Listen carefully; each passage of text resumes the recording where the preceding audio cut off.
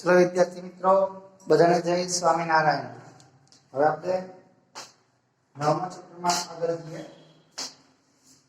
તો પ્રિઝમ વડે થતું વક્રીભવન અથવા પ્રિઝમ માટેનું સૂત્ર સમબાજુ પ્રિઝમ માટેનું સૂત્ર આપણે મેળવ્યું છે તો જોઈએ જો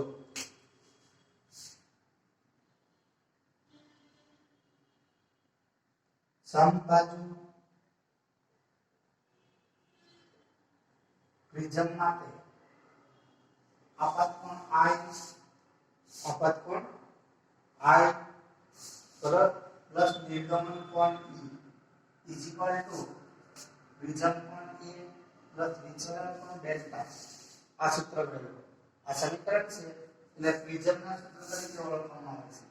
પ્રિઝમનું સૂત્ર આ મેળવવું છે બરાબર। તો જો એટલે પાર્શ્વિક पार्श्व काचना एक समबाजु प्रिज्म આપણે ઉપયોગ કર્યો એટલે કે કોઈ પારદર્શક માધ્યમ હોય કાચ એ કાચમાંથી ઊભી રીતે આપણે ત્રિકોણ જે બનાવીએ પ્રિઝમના સ્વરૂપનું બરાબર એને પાર્શ્વિક પ્રિઝમ તો આ પાર્શ્વિક પ્રિઝમની આપણે આકૃતિનો ઉપયોગ કરી અને આપણે આ સૂત્ર આપણે લખીએ તો ચલો જો आ पार्श्विक काचમાંથી બનાવેલો આ સમબાજુ પ્રિઝમ આ પ્રિઝમ છે। આ પ્રિઝમનું નામ આપણે આપીએ આ A B આ C સમબાજુ આકારનો આ પ્રિઝમ બરાબર। પ્રિઝમની બે સપાટીઓ છે આમાં AB અને AC તો આ પ્રિઝમની એક સપાટી પર આપણે પ્રકાશનું ત્રાંસુ કિરણાપાત કરી પ્રકાશનું એક ત્રાંસુ કિરણાપાત કરી અને નિર્ગમન પામતો પ્રકાશ લેના વડે થતું વક્રીભવન ને આપણે આકૃતિ દોરીએ તો આપણને આ પ્રમાણે મળે જો આ પ્રિઝમ છે એ કાચનું માધ્યમ એની આજુબાજુ બંને બાજુ હવાનું માધ્યમ છે કયું માધ્યમ હવાનું માધ્યમ બરાબર। તો ધારો કે પ્રિઝમની એક સપાટી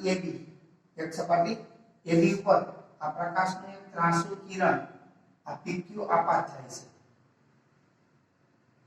PQ किरण बराबर Q આપણે અહીંયા PQ किरण એટલે આ PQ किरण એ આપાત કિરણ છે પ્રિઝમની એક સપાટી AB ઉપર આપાત થતું કિરણ।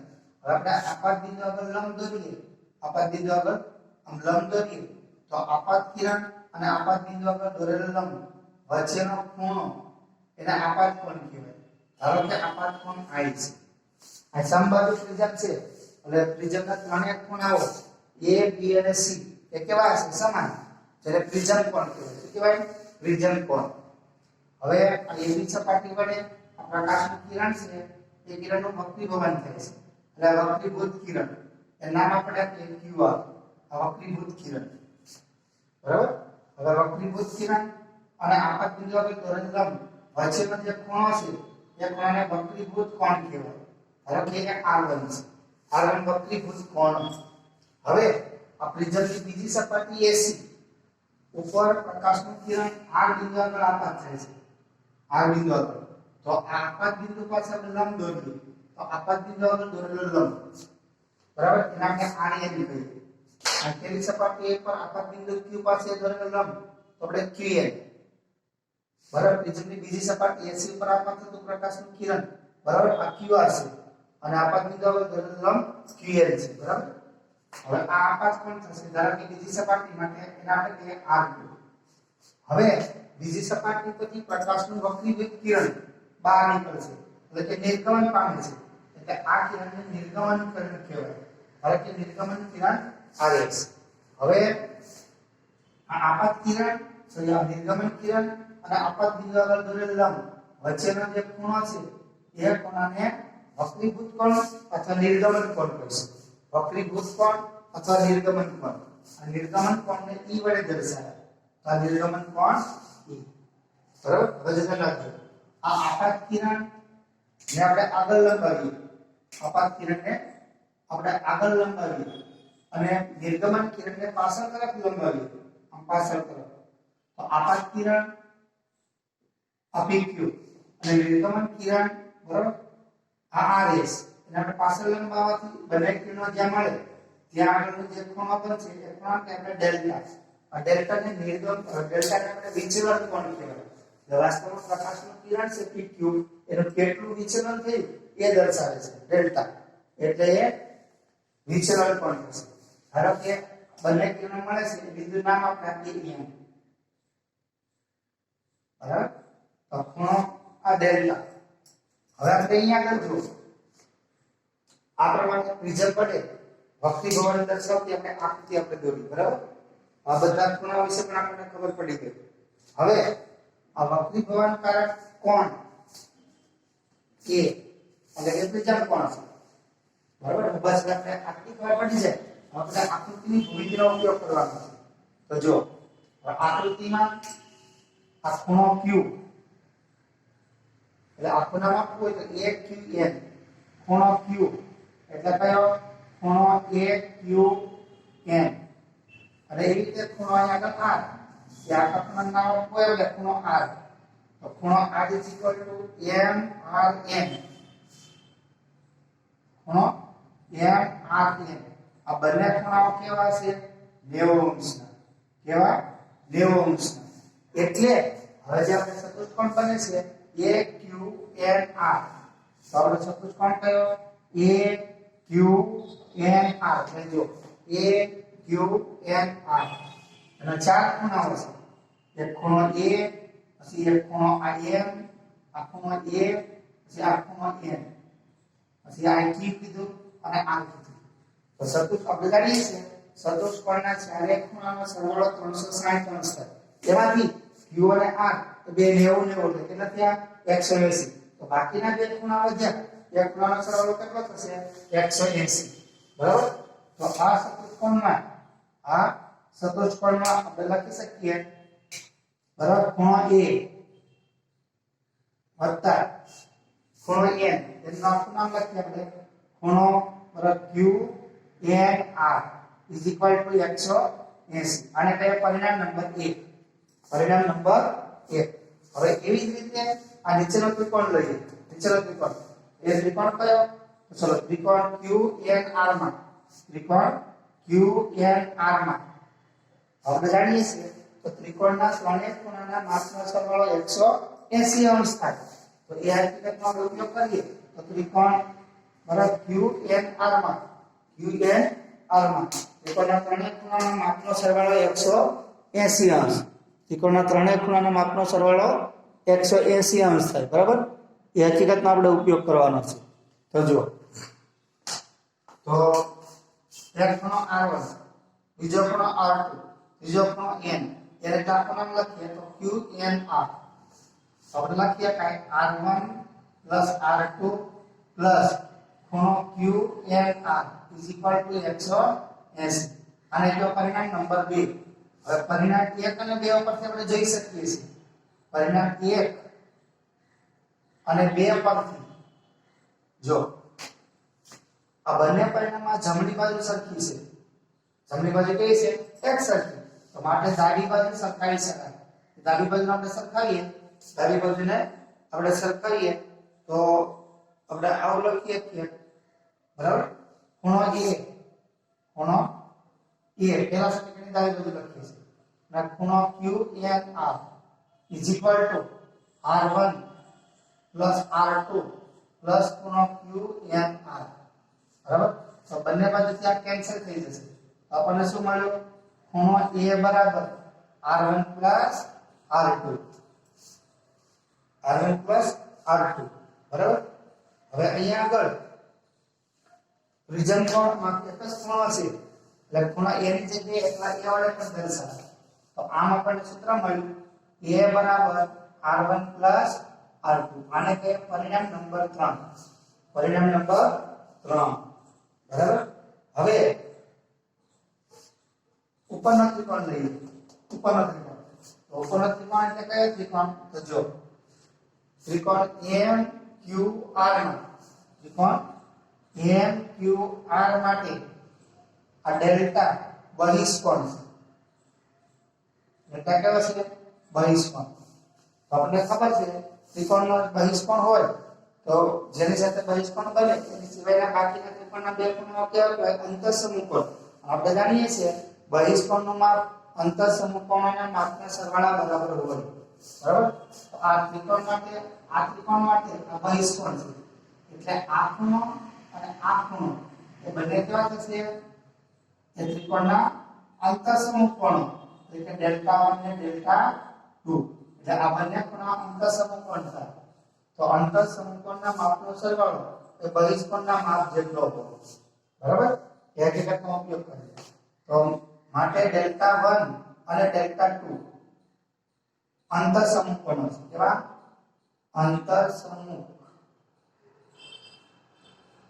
છે આપણે જાણીએ છીએ આ બહિષ્કોણનું માપ અંતર સમકોણના માપના સરવાળા જેટલું થાય અંતર સમકોણના માપના સરવાળા જેટલું હોય બહિષ્કોણનું માપ બરાબર તો આ હકીકતનો આપણે ઉપયોગ કરીએ તો આપણે આવું લખી શકાય જો બહિષ્કોણનું માપ અંતર સમકોણના માપના સરવાળા જેટલું થાય હવે ડેલ્ટા 1 ના લખવું તો કોણ લખાય m q r અને આ ડેલ્ટા 2 ની જગ્યાએ m r q બરાબર મિત્રો આપણે આ પ્રમાણે લખી શકીએ હવે આપણે આકૃતિ પરથી જોઈ શકીએ છીએ આકૃતિમાં જો આ ખૂણો i અભિકોણની જોડના ખૂણા બને તો ડેલ્ટા 1 r બને તો આના ઉપરથી આપણે લખીએ કે ડેલ્ટા 1 બરાબર શું થશે i r બને i r એ જ રીતે આ બાજુ નિર્ગમન પણ આમ બરાબર આ રીતે તો e r2 થશે તો આ ડેલ્ટા 2 r2 e આમ પણ તો એ જ રીતે અને નિર્ગમન પણ e ડેલ્ટા 2 r2 તો આના પરથી આપણને મળશે ડેલ્ટા 2 બરાબર e r2 હકીકતનો ઉપયોગ આપણે અહીંયા કરીએ સમીકરણમાં તો જો આ ડેલ્ટા બરાબર ડેલ્ટા 1 ની જગ્યાએ શું લખાય i r1 e r2 હવે આમાં આપણે લખીએ i e માઈનસ નિશાની કોમન લઈએ તો r1 r2 ડેલ્ટા હવે પરિણામ 3 માં જુઓ પરિણામ 3 તો પરિણામ 3 માં શું છે r1 r2 બરાબર a છે તો આના પરથી આપણે સૂત્ર લખી શકીએ માટે ડેલ્ટા i e a જે સમીકરણ આપણને મળ્યું એ સમીકરણ આપણે જો આ સૂત્ર પ્રમાણે આ ડેલ્ટા સૂત્રને બનાવો તો એ આ બાજુથી બાદબાકીમાં જશે તો આ સમીકરણ છે એનો ઉપયોગ કરી ત્રિજ્યા પર આ ત્રિજ્યાની કોઈ એક બાજુ પર આપાતરૂપ ત્રાંસુ કિરણ છે એ કિરણનું કેટલું વિચલન થાય એ આપણે જાણી શકાય એટલે આ સૂત્રને આપણે પ્રિઝમના સૂત્ર તરીકે પણ ઓળખવામાં આવે છે એટલે આને પ્રિઝમનું સમીકરણ પણ કહે છે બરાબર હવે અહીંયા આગળ જો આ વિચલન કોણ છે ડેલ્ટા વિચલન કોણ ડેલ્ટા બરાબર આ બેનો સરવાળો છે તો આના પર કહી શકીએ વિચલન કોણનું મૂલ્ય આપાત કોણના મૂલ્ય પર આધાર રાખશે એટલે પ્રકાશનું કિરણ સપાટી પર કેટલા ખૂણે આપાત થાય છે એને અનુરૂપ એ પ્રકાશના કિરણનું વિચલન થતું હોય આપણે યાદ રાખજો વિચલન કોણનું મૂલ્ય શેના પર આધાર રાખે છે તો આપાત કોણ ઉપર એના પર આપાત કોણ ઉપર તો આ એક નાનો 2 માર્કનો પ્રશ્ન હતો પ્રિઝમ માટેની આ થીમ બરાબર હવે આપણે આગળ જઈએ તો પ્રિઝમ માટે વિચલન કોણ ડેલ્ટા વિરુદ્ધ આપાત કોણ i નો આલેખ જો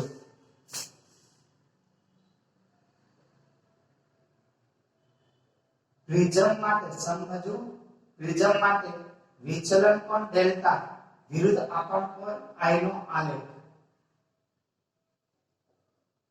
હવે જોઈએ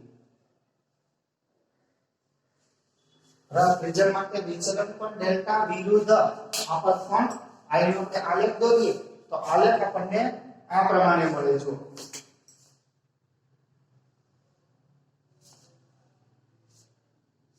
આ વિચલન કોણ ડેલ્ટા વિરુદ્ધ આપાત કોણ i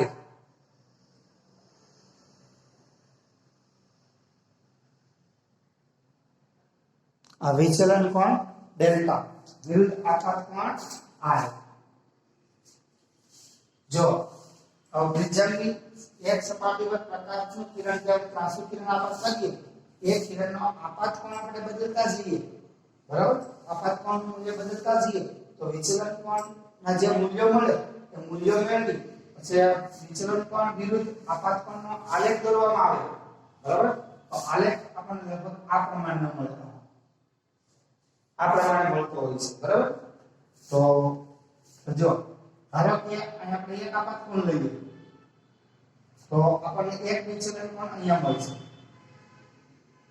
કોઈ એક આપાત કોણ આપણે પસંદ કરીએ તો આપાત કોણ માટે વિચલન કોણનું મૂલ્ય આપણને આટલું મળે, બરાબર?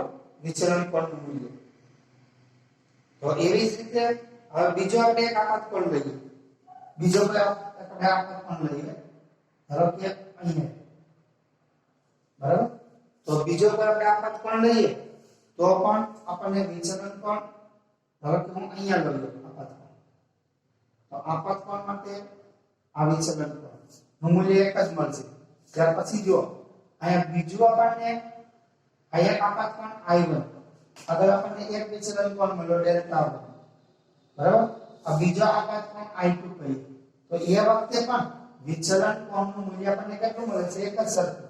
તો આ એટલે આપણને શું દર્શાવે છે કે બે જુદા જુદા આપાત કોણ માટે વિચલન કોણનું મૂલ્ય એક જ મળે છે, એક સરખું. પેલા આપણે એટલું બતાવીએ ચલો.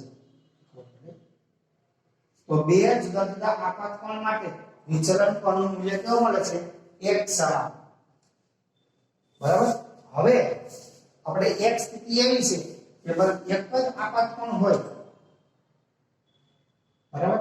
આપાત કોણ આપણે લઈએ તો એક આપણને આપાત કોણ એવો મળે છે કે જેના માટે વિચલન કોણનું મૂલ્ય પણ એક જ મળે, વિચલન કોણનું મૂલ્ય એક જ મળતું હોય છે, બરાબર? તો આવું ક્યારે બને? તો આપણે આપાત કોણ અને નિર્ગમન કોણ સમાન થાય ત્યારે, આપાત કોણ અને નિર્ગમન કોણના મૂલ્ય સમાન થાય ત્યારે, અને આપાત કોણ અને નિર્ગમન કોણના મૂલ્ય સમાન હોય ત્યારે ડેલ્ટા છે, ડેલ્ટાનું મૂલ્ય એટલે કે વિચલન કોણ છે એનું મૂલ્ય લઘુત્તમ હોય. એનું મૂલ્ય કેવું હોય? લઘુત્તમ. જેને d વડે દર્શાવે, d અથવા ડેલ્ટા m, લઘુત્તમ વિચલન કોણ d અથવા ડેલ્ટા m વડે દર્શાવવામાં આવે છે. તો જ્યારે I બરાબર E થાય ત્યારે વિચલન કોણનું મૂલ્ય કેવું હશે? લઘુત્તમ, બરાબર? એટલે કે ડેલ્ટા m જેટલું. આ હકીકત આપણને એવું દર્શાવે છે, આપણે અહીંયા આપાત કિરણ તરીકે PQ લીધું તો નિર્ગમન કિરણ તરીકે આપણને શું મળ્યું? RS. હવે જો આપણે આપાત કિરણ તરીકે બરાબર SR કિરણ લઈએ તો નિર્ગમન કિરણ તરીકે આપણને QP કિરણ મળે. એટલે આ શું દર્શાવે છે? પ્રકાશને મૂળ માર્ગે પાછો વાળી શકાય છે. પ્રકાશને મૂળ માર્ગે પ્રિઝમની મદદથી આપણે પ્રકાશને પાછો વાળી શકાય, બરાબર? તો હવે આપણે આ હકીકતનો ઉપયોગ કરી બરાબર અને આગળ આપણે વક્રીભવનાંકનું સૂત્ર મેળવવું છે. વક્રીભવનાંકનું સૂત્ર તો એમના પહેલા તો જ્યારે આ ડેલ્ટાનું મૂલ્ય ડેલ્ટા m જેટલું હોય, ડેલ્ટાનું મૂલ્ય ડેલ્ટા m જેટલું થાય, બરાબર? ત્યારે આપાત કોણ અને નિર્ગમન કોણના મૂલ્ય સમાન બને. અને એ વખતે પ્રિઝમ માટે આપણે R1 બરાબર R2 થાય. R1 બરાબર R2 એટલે કે આપણે આમ લખી શકીએ A બરાબર R1 R2 હતા તો R1 ને R2 નું મૂલ્ય સમાન હોય તો આપણે એમ લખી શકીએ R1 બરાબર R2 બરાબર R લેતા, બરાબર? તો આપણને અહીંયા આવું મળશે, આ R એટલે શું ત્યાં 2R. તો આના પછી આપણને મળે R બરાબર A/2. હવે આપણને પ્રશ્ન એવો થશે, આવું શા માટે કરવાનું? આ બધું શા માટે કરીએ છીએ? તો જો આપણે પ્રિઝમના માધ્યમના વક્રીભવનાંકનું સૂત્ર મેળવ્યું છે, પ્રિઝમના માધ્યમના વક્રીભવનાંક, અને એના માટે અને એમના માટે આપણે આગળ પ્રિઝમ જે લીધો, આ પ્રિઝમ, તો પ્રિઝમના કોઈ એક સપાટી આગળ આપાત બિંદુ પાસે સ્નેલના નિયમનો ઉપયોગ કરવો છે. ચલો સ્નેલના નિયમનો, બરાબર? તો એનો આપણે ઉપયોગ આપણે જો આપાત પ્રિઝમની સપાટી પર, પ્રિઝમની સપાટી AB પર ના આપાત બિંદુ Q આગળ, Q બિંદુ પાસે સ્નેલના નિયમ પ્રમાણે સ્નેલના નિયમ પ્રમાણે તો સ્નેલનો નિયમ શું છે આપણે n1 sin θ1 બરાબર n2 sin θ2 બરાબર θ1 એટલે આપાત કોણ θ2 એટલે નિર્ગમન કોણ અને એ આપણે r1 પણ r1 ની જગ્યાએ શું લખાશે r તો n1 sin i n2 sin r બરાબર તો આના ઉપરથી આપણે લખીએ n2 n1 અને ભાગ કરવા લીજીએ તો શું આવશે sin i sin r જો n2 n1 તો sin i sin r હવે આ સમીકરણમાં સમજો આ સમીકરણમાં આપણે ખૂણા i ની જરૂર છે અને r ની જરૂર છે તો એ મેળવવા માટે આપણે આ વિધિ કરીએ છીએ તેમાંથી એક તો મળી ગયું જો r આપણને મળી ગયું હવે આપણે i મેળવવાના છે સો i એના માટે આપણે પ્રિઝમનું સૂત્ર છે એનો આપણે ઉપયોગ કરીએ પ્રિઝમના સૂત્રનો તો ચલો જો પ્રિઝમનું સૂત્ર શું હતું આપણે પ્રિઝમનું સૂત્ર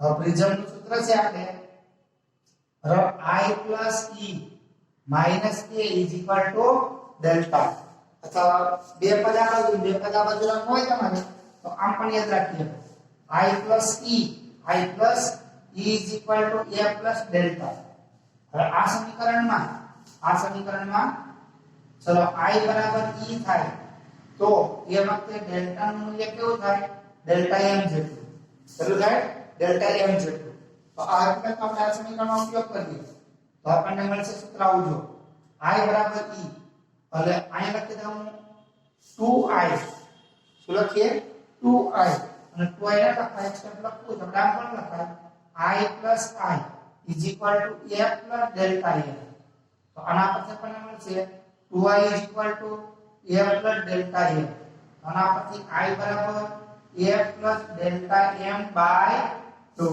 delta m ની જગ્યાએ d પણ લખી શકાય દડો પર લખ્યું છે delta m હશે તો d તો આપણને બીજો ખૂણો i પણ મળી ગયો બરાબર એટલે આપણે કે સમીકરણમાં નંબર નથી આપ્યા એવું લાગે આને કે સમીકરણ નંબર 1 બરાબર આને કે આમ તો શરૂઆત અહીંથી કરીએ સમીકરણ નંબર 1 આ સમીકરણ નંબર 2 બરાબર અને આને કહીએ 3 તો સમીકરણ 1 માં સમીકરણ 2 ને 3 ની કિંમત મૂકીએ સમીકરણ 2 ને 3 ની કિંમત મૂકતા તો જો જોઈ લો ત્યાં સુધીમાં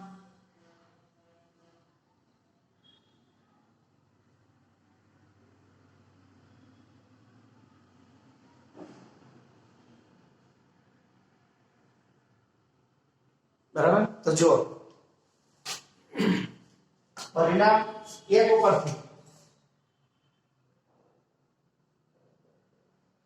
પરિણામ 1 પરથી તો પરિણામ 1 આપણે આ પ્રમાણે હતું n2 n1 is equal to sin i બરાબર એના છેદમાં sin r તો sin i બરાબર શું છે આપણે આ a plus delta m ના લખો તો d લખાય delta m by 2 અને અહીંયા આપણે આવશે r બરાબર a by 2 બરાબર તો આવો આપણને આ સૂત્ર મળ્યું આ સમીકરણ બરાબર હવે આને આપણે શું કહેવાય બીજા માધ્યમનો પહેલા માધ્યમની સાપેક્ષ લઘુગુણક એટલે n21 is equal to sin a plus delta m by 2 બરાબર અને એના છેદમાં sin a by 2 તો આવો આપણને આ સમીકરણ મળ્યું બરાબર હવે અહીંયા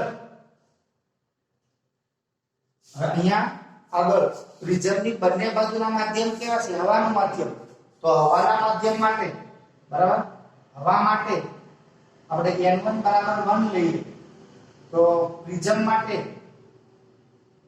બરાબર પ્રિઝમ માટે n2 બરાબર n કહીએ તો આપણે આ સૂત્ર નામ પણ લખી શકાય n is equal to sin a plus delta m by 2 એના છેદમાં sin a by 2 આ જે સમીકરણ મળ્યું આપણને તો સમીકરણ નંબર 4 એ પ્રિઝમનો વક્રીભવનાંક દર્શાવતું સૂત્ર છે પ્રિઝમના વક્રીભવનાંક દર્શાવે છે શું પ્રિઝમનો વક્રીભવનાંક દર્શાવતું સૂત્ર છે બરાબર હવે આ પ્રશ્ન થયો. આના પરથી આપણને એવું પૂછે, આના પરથી આપણને એવો પ્રશ્ન પૂછ્યો હોય તો પ્રિઝમ માટે લઘુત્તમ વિચલન કોણ? પ્રિઝમ માટે લઘુત્તમ વિચલન કોણ ડેલ્ટા m. પ્રિઝમ માટે લઘુત્તમ વિચલન કોણ ડેલ્ટા m નું સૂત્ર આપણે મેળવ્યું. તો અહીંયા a કૌંસમાં n21 -1 આ સૂત્ર મેળવ્યું. ચલો તો આપણે પહેલું સમબાજુ પ્રિઝમ. તો નાના પ્રિઝમ કોણ માટે, નાના પ્રિઝમ કોણ માટે ખૂણાઓ કેવા થાય? નાના. નાના પ્રિઝમ કોણ માટે, બરાબર. તો હવે આપણે પ્રિઝમના વક્રી ભવનાંકનું સૂત્ર છે. પ્રિઝમનો વક્રી ભવનાંક, બરાબર. તેનું સૂત્ર આપણે આગળ જે મેળવ્યું તે સૂત્રનો આપણે ઉપયોગ કરવાનો. પ્રિઝમના એ સૂત્રનો આપણે ઉપયોગ કરવો છે. તો એ સૂત્ર પણ આપણે જાણીએ છીએ, આ બાજુમાં જ લખ્યું જો, બરાબર, ઉપર. તો અહીં આપણે લખી શકાય n21 ઉપર આવશે sin a ડેલ્ટા m/2 અને એના છેદમાં sin a/2. હવે આગળ કીધું એ પ્રમાણે પ્રિઝમ, નાના પ્રિઝમ કોણ માટે ખૂણાઓ નાના હોય એટલે આપણે આવું લખી શકીએ sin a ડેલ્ટા m/2 છે એની જગ્યાએ એકલું a ડેલ્ટા m/2 અને એ જ રીતે sin a/2 છે એની જગ્યાએ એકલું a/2 લખી શકાય.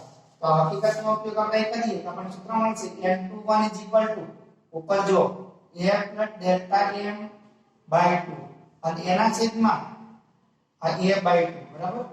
તો n21 અહીં જો બે ઉપરની છેદમાં કેન્સલ થઈ જશે તો આપણને સૂત્ર મળ્યું n21 a ડેલ્ટા m/a, બરાબર. હવે આ આપણે ગુણાકારમાં લઈ જઈએ અને ગુણાકારમાં અથવા તો ઉપર નીચે લખીએ કે આ પ્રમાણે. તો ચલો n21 1 ડેલ્ટા m/a, બરાબર. હવે 1 ને સામે લઈ જઈએ એટલે માઈનસ થશે. તો આપણને સૂત્ર મળ્યું n21 -1 આના બાજુ લઈ જાય ડેલ્ટા m/a.